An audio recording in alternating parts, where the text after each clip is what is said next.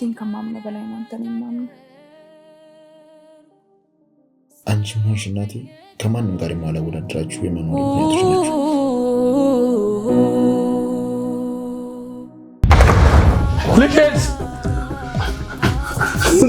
ልጄ ወይ ምን አይነት ብትበድል ነው እንደዚህ ማድረግ የቻልከው? ከራሴ በላይ አምኜክ ናፍቄ ነበር እኮ አንድ ቀንም ተጠራጥሬ ካላውቅ።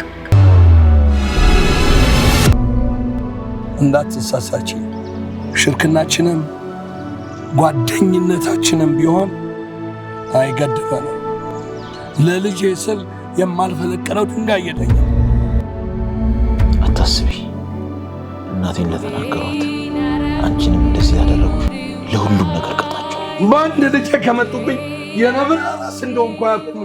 ለዚህ ስራ ዋጋ ትከፍላለህ።